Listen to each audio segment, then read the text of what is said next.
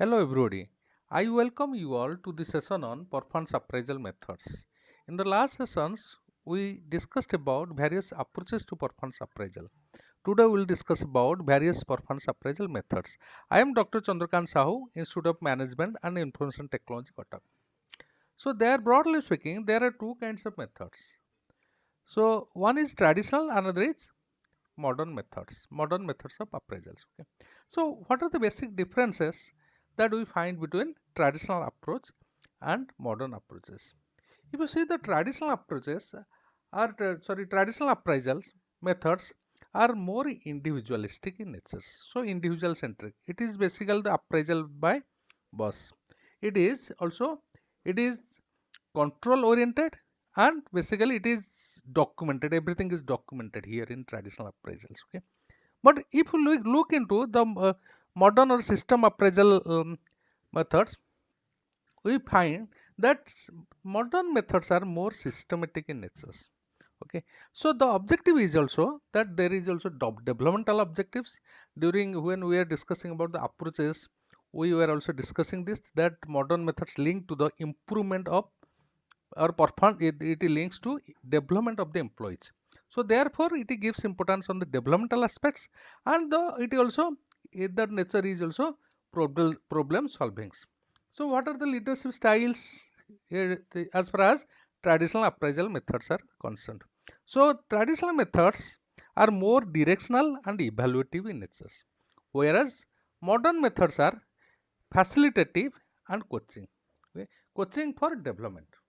So frequency, if you see, these traditional methods is more occasional, whereas modern methods are frequent, because in traditional methods, if you see, there is a beginning and there is a end of appraisal period. But if you see the modern methods, there is continuous review, or there is also interim review kind of things. Okay, therefore it is more frequent. So what are the formalities? Formalities in traditional methods or traditional appraisal methods is high, whereas in modern methods it is low. So rewards, as far as reward is concerned, it is more individualistic, whereas modern methods are more group oriented and organizational oriented. Okay. So let us discuss about various kinds of traditional methods. Okay. So rating methods. So rating methods consist of several numerical scales representing job related performance criteria such as dependability, initiative, output, attendance, and attitude, etc. So these are the performance criteria which are rated. Okay. So which are rated means it is more quantitative in nature. Each scale, so there is a rating scale is also used. So it can be like the scale can range from excellent to poor, or it can be like 1 to 5 or 1 to 7 kind of scales, rating scales is used. Whereas 7 can represent excellent and 1 can represent very poor or poor. The total numerical scores are computed or calculated and final conclusions are derived. The advantages of this method are it is more adaptable and it is also easy to use. It is also involves less cost. Every type of job can be also evaluated. Large number of employees can also be covered. No formal training is required. But the disadvantage is that it is the subjective. Subjective means it is rater's bias. Sometimes what happens, biasness may also occur, or it may also result. So these are the criterion when the supervisor is asked to, that rate these that performance criterion like dependability, initiative, output, attendance, attitudes. Normally it is there is more possibility that biasness of or subjectivity of the rater may impact. So this is the disadvantage of these methods, rating methods, or rating the rating scales. So then checklist. So under this method, checklist standards of traits of employees in the form of yes or no based questions are prepared. Here the rater only does the reporting or checking, and HR department does the actual evaluations. So there will be a checklist. Suppose checklist is that Mr. X is industrious. Mr. X reports on time. So like that, there is a list of items which are prepared. Okay, and the immediate supervisors are asked to evaluate those that list of items relating to the performance of the or relating to the traits or relating to the traits of the employees. So here uh, basically there will be like against each item there will be yes or no. If that suppose it is that the person is industrious, if the person is industrious, then there the supervisor can make a tick mark yes. If no, then no also can be given. Option can be also selected. Here the rector only does the reporting or checking and HR department does the actual evaluations. So HR department does the evaluations, but reporter does just tick mark, which applies more whether yes is appropriate or whether no is appropriate. His job is just limited to that. So the advantages of checklist is that it is economic. Okay, it is very easy to administer, and limited training is required. Almost no training or limited training is required. It is also standardized. So disadvantage of this method is that there may it is also once again that subjective. Subjective means once again biasness may also occur when a supervisor rates a trait of an employee, so he may be biased. So sometimes what happens, use of improper weight by HR does not allow rater to give relative ratings. So these are the problems associated with checklist. Then there is another method that is called force choice method. The series of statements arranged in the blocks of two or more are given and the rater indicates which statement is true or false. So here the rater is forced to make a choice. Suppose there is a pair of statement. Okay, there is a pair of statement like Mr. X is punctual. So another statement is Mr. X is like is having more that is having very good that interpersonal skills. So these kind of items are normally developed and the rector is forced to make a choice out of these. Okay, so one can be opted. So HR department does the actual evaluations. So that advantages of this method is that absence of personal biases, because these sentences or statements are not framed by the constant evaluators. Therefore absence of personal bias is because of forced choice, because he is forced to select one item out of two. Okay, but disadvantage is that statements may be wrongly framed. Okay, the statements that are framed may not be appropriate for the evaluating the performance of the employees. So there is another method that is called force distribution method. Here employees are clustered, means group around a high point on a rating scale. Rater is compelled to distribute the employees on all rating on the scales. Force distribution, take for example, suppose management has given one option, 10% has to be promoted. That means they have to be excellent or outstanding. Who are the top 10%? Like 90 plus, take for example. Then another 20 or 30 may be given that they are very good. Then another 10-20% may be given like good, then average, then like that. So just like 10%, total 100% may be distributed like 20, 30, 20 like that, or last 10% can be given. So the rector is compelled to distribute the employees on all points on the scale. So you see, suppose somebody is scoring just 89.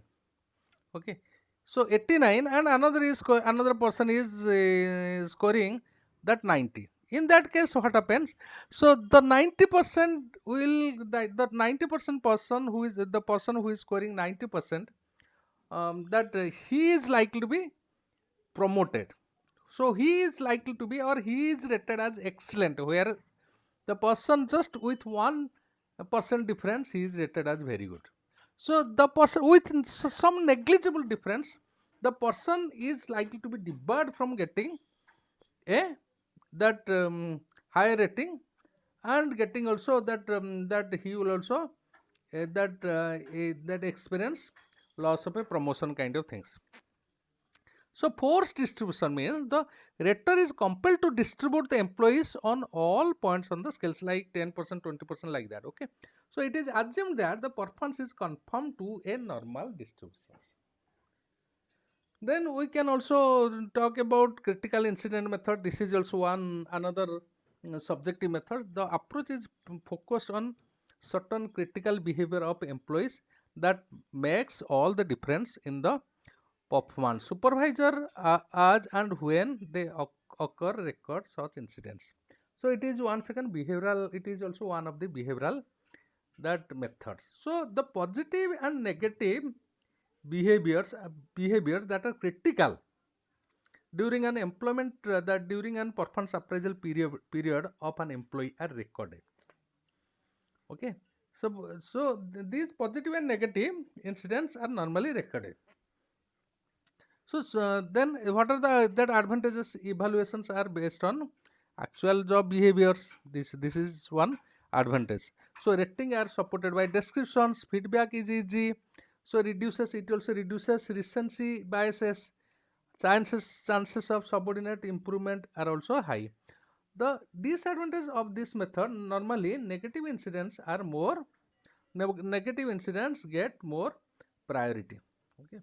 So people have a tendency, normal people have tendency to highlight the negative incidents.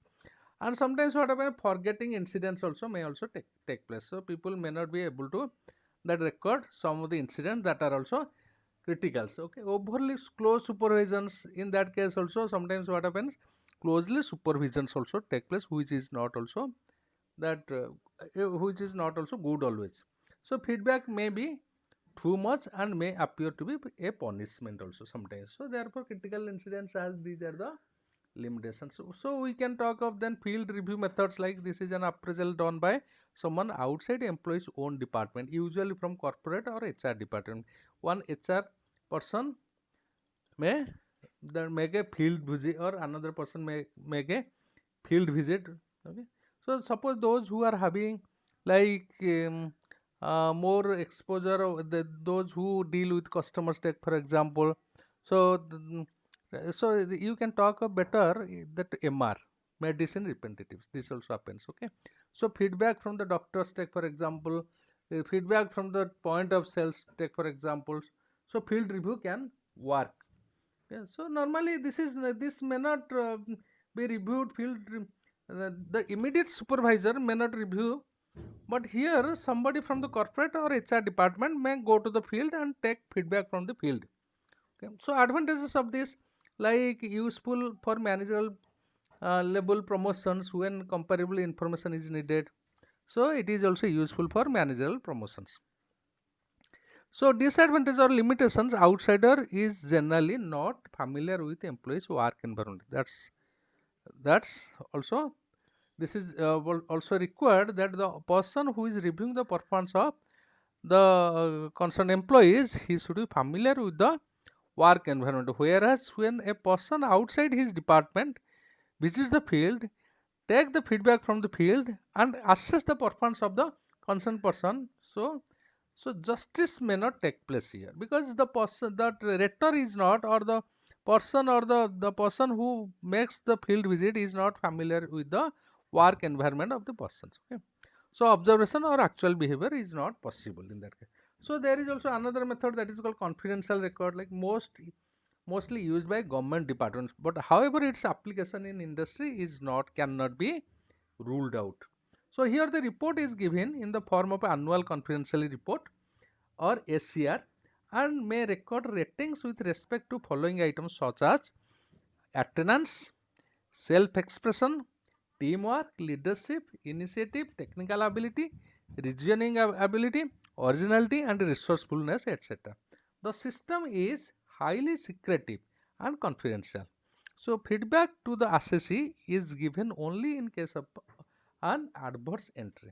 So disadvantage is that it is highly subjective and rating can be manipulated because the evaluations are linked to HR actions such as promotions. So these are normally this happens in most of the government departments, but its importance cannot be ruled out in industry also. Okay, so some of the like criterion like attendance, the rating in terms of attendance, self-expression, teamwork, leadership, initiative, technical ability, reasoning, these are normally rated.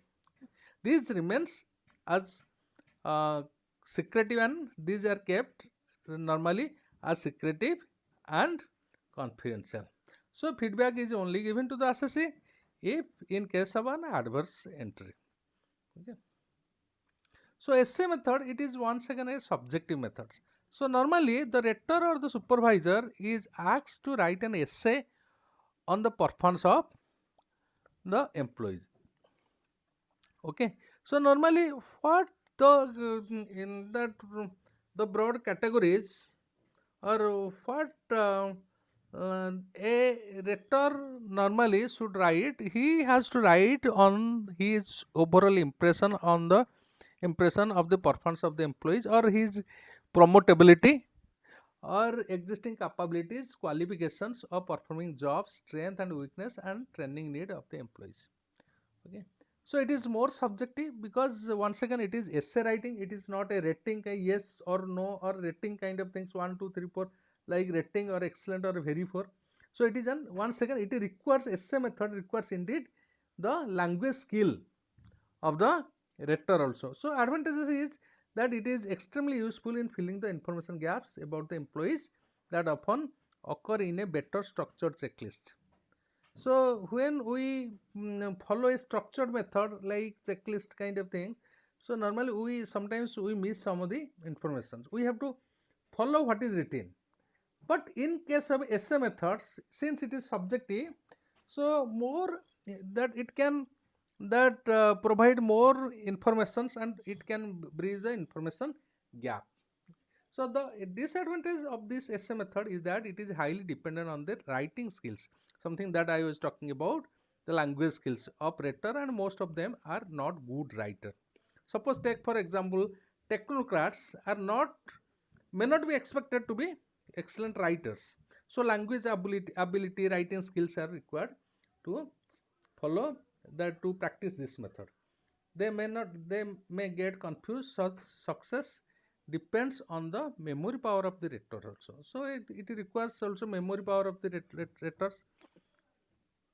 Then there can be also comparative evaluations method, or ranking and paired comparison. There are collections of different methods that compare performance with that of other co-workers. The usual techniques used may be ranking method and pair comparison. So paired comparisons, like if suppose in a department 10 employees are there, so each employees will be compared with other employees.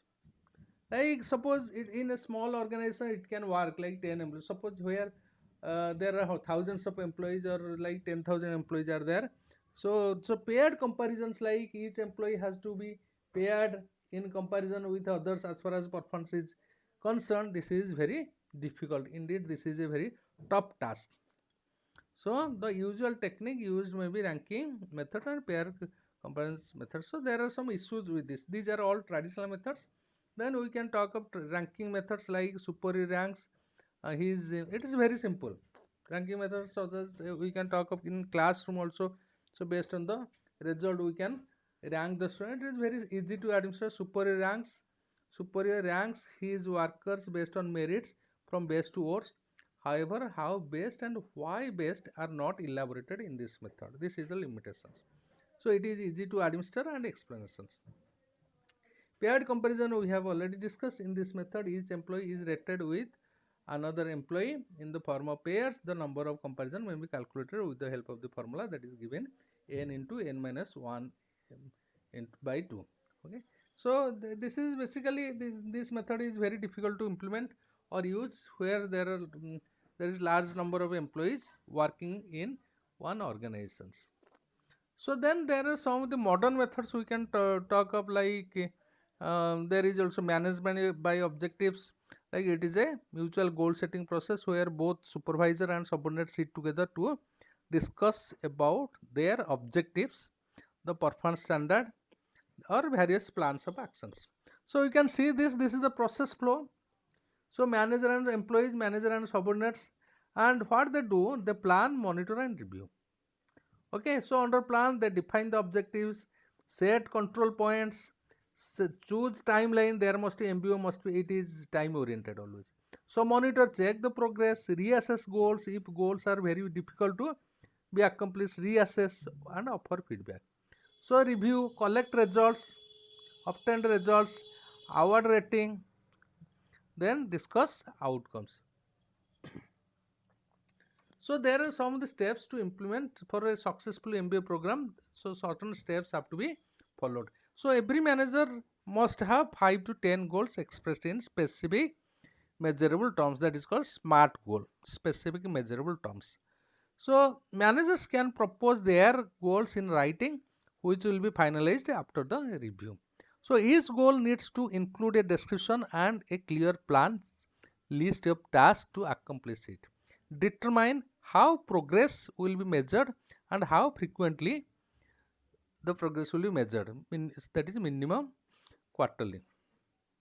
Then list down corrective actions that will be taken if progress is not in accordance with the plan, and ensure that goals at each level are related to the organizational objectives and labels above and below.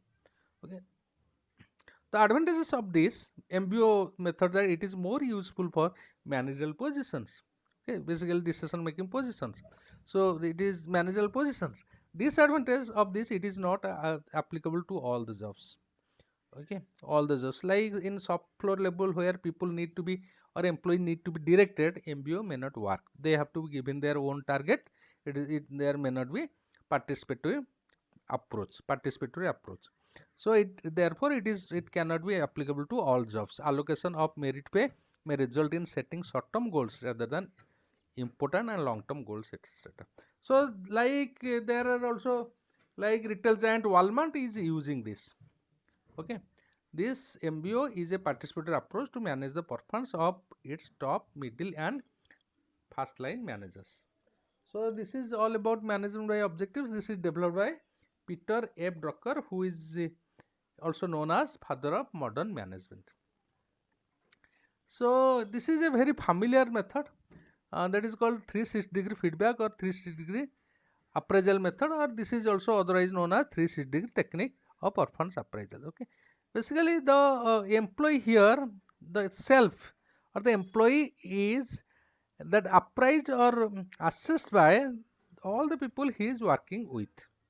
Okay, so you can see the pictures here, like there is a line managers, there is line manager who is the boss, line manager is the boss, peers are there, direct reports, subordinates are there, also clients, sometimes customers are also there. You can talk if the person is a salesperson, he is directly on the field working with that he deals with customers. Even a customer may give also feedback. Basically the person he is dealing with, this is just one a picture, one example, but other person, there are many other persons are also there. So there will be self appraisal also.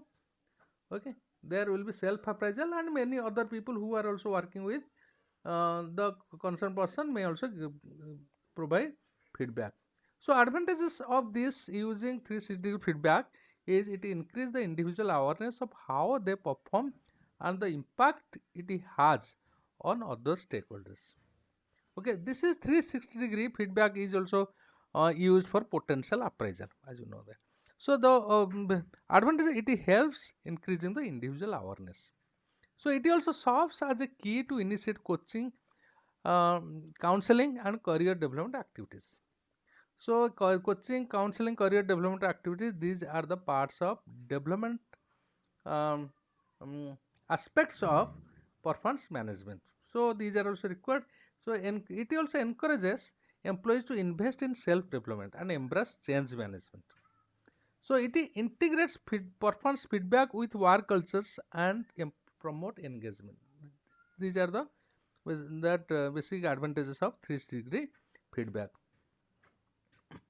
So 360 feedback, it is ideal for, so normally public sector undertakings don't use it because it requires a lot of training program, a lot of awareness program. Therefore, not many not so many organizations are using. Private sector organizations use more than public sector organizations, as peer reviews at public sector organizations are more lenient. Common reason for failure is the leniency in review, normal leniency in review, cultural differences, and competitiveness, ineffective planning, and misguided feedback. So these are some of the common reasons why this 360 degree feedback doesn't work out always, because here in this 360 feedback, honest feedback is required for development. So top private organizations like RBS, Sainsbury's, and G4S are using 360 degree appraisal. It is basically a multi-rater performance feedback method to measure employees' performance. So there is another method that is called assessment methods. We have discussed this earlier, but we will also discuss this today. So during this assessment, in assessment center, employees are asked to take part in various simulation exercises, like in basket exercise. This is indeed one on the job training program also, in basket exercises. So normally the daily activities, um, normally daily activities of an employee are simulated here in these exercises. Informal discussion, fact findings, exercises, decision making, problems, role play, other exercises like brainstorming can be there, like case studies can be also there for management development, which are also a part of management development. Okay, other exercises to ensure success in a role. The major drawback of this approach is that it is a time and cost intensive process that is difficult to manage. Okay, so normally if you see in assessment sector, there are three stages, like pre-assessment, during the assessment, and post-assessment. So these are the things what happens during these three stages. So during pre-assessment, online objective of the review, find competencies and find competencies and reviewers, design simulation exercises, choosing a rating method. Similarly, during assessment, explain the purpose and policies, use competency exercises, metrics, conduct exercise and discussions, note strength and weakness. Similarly, post assessment, it is very much like feedback, like collect feedback from reviewers, evaluate the validity of results, share the feedback with employees, provide further training if required. So these are the, basically it is these methods, like this is your assessment center is very much used for potential appraisal and competency mapping also. Okay, so major drawback is it is time intensive and cost intensive. Okay. So assessment center, if you see, what are the advantages of assessment center? It enhances a participant knowledge, boost his or her thought process, and improve employees efficiency. It can be tailored to fit different roles, competency, and business needs. It offers an insight of the employee's personality, such as ethics, tolerance, problem solving skills, extroversions, introversions, adaptability, etc. So it is mostly that ideal for manufacturing organizations, service-based companies, educational institutions, and consulting firms to identify future organizational leaders and managers also. Okay. So some of the guidelines to be followed for effective implementations of assessment center practice. So the first guideline is use job analysis to determine the components of effective performance. So job analysis is important to determine the component of effective performance. So then identify performance matrices that can be measured using this assessment center. Then classify meaningful and relevant candidate behavior in the assessment process. Then find assessment techniques that can ideally elicit ideal behavioral informations. Spot assessors and assessees excluding immediate supervisors. So provide thorough training to assessors and reviewers. Maintain a system of performance records for each candidate. Review records and reward employee or provide training accordingly.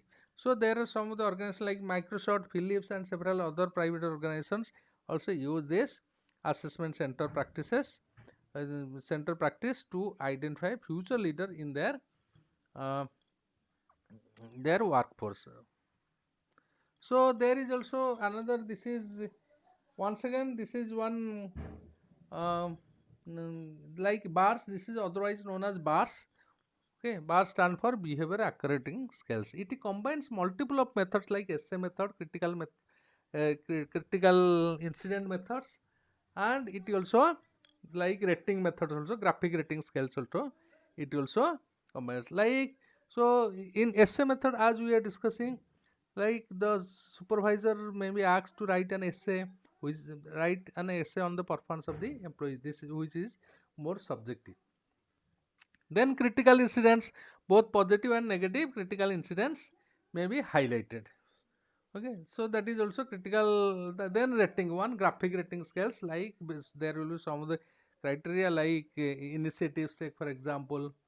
Okay, so like his contributions. So some of the that indicators will be there. So those will be rated once again. So it is, this method is both quantitative. It combines both quantitative and qualitative, qualitative and quantitative that methods. Okay, so basically it is behavior anchored rating scales. So the advantages of using this bar, like it enjoy clear standards, improved feedback, accurate performance analysis, and consistent evaluations. It also eliminates construct irrelevant variance in performance appraisal rating by emphasis more on specific, concrete, and observable behavior. It decreases any chance of for bias and ensure fairness throughout the performance appraisal process, because as it combines both, like whatever information may be missing in objective technique like quantitative technique may be filled up through qualitative technique like SA method and incidence methods, critical incident method. It is ideal for businesses of all sizes, and industries can use bars to assess the performance of their entire workforce, from the entry level agent to the executives also. Okay. So common drawback of this, high chance of subjectivity in evaluation when we use this SA method and critical incident method. It is hard to make compensation and promotion decision also based on this method. So it is time consuming to create and implement. So demand more from managers and senior executives also. These are some of the common drawbacks. So there is another method that is called psychological appraisal methods.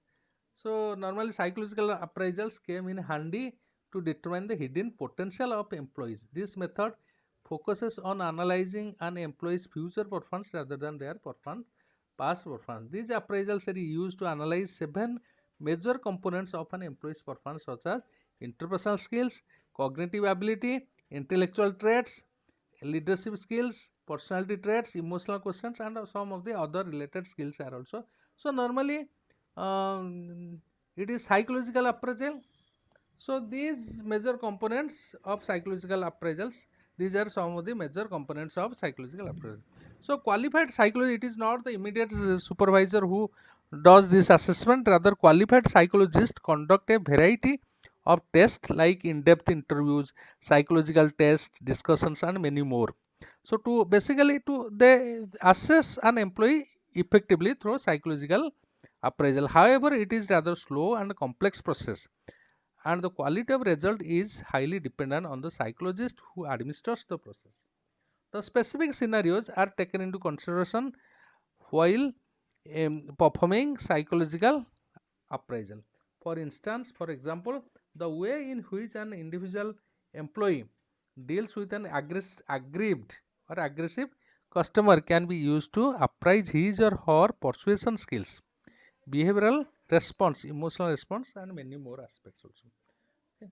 So it's more situational rather when we give a situation, or there can, when we give a situation, such kind of situation, how to deal with an aggrieved customers. So how a person is able to persuade or convince the aggrieved customer. So this requires certain kind of skills. Okay, this is also very much required in case of a sales job, persuasive skills. So this appraisal may work out. So advantages of psychological appraisal, like it extract measurable objective data about not just an employee's performance but also potential. It tells about both performance and potential. So it can be deployed easily when compared with the other performance appraisal methods also. It offer introverted or shy employees a platform to shine and prove their potential.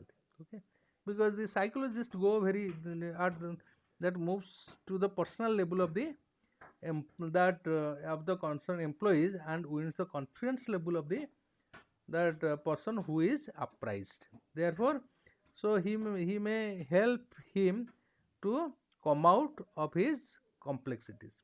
So it is ideal for large enterprises. Large enterprises can use psychological appraisals for an array of reasons, including development of leadership pipelines, team buildings, conflict resolution, and many more. Common reason of failure is that absence of proper training, lack of trained professionals to administer review. So trained psychologists are not also available. Okay. So therefore, trained professionals to administer this review are not available. So nervousness or anxiety of candidates can also skew results. Okay. So sometimes what happens, candidates may not be comfortable with the psychologist. So in that case, the very purpose of the review is lost. So like Ford Motors, Exxon Mobil, Procter and Gamble use these psychological appraisals to test the personality and performance of the employees. So there is another like human resource accounting. This is one method. This is very much like cost benefit analysis. So how much cost incurs to individual employees, what is his monetary contribution to the organization. In that way, CB analysis or cost benefit analysis is normally being being done for the employees. So human resource cost accounting method analyzes an employee's performance through the monetary benefits he or she yields to the company. It is obtained by comparing the cost of retaining an employee, cost to company, and the monetary benefits like contribution an organization has ascertained from that specific employee.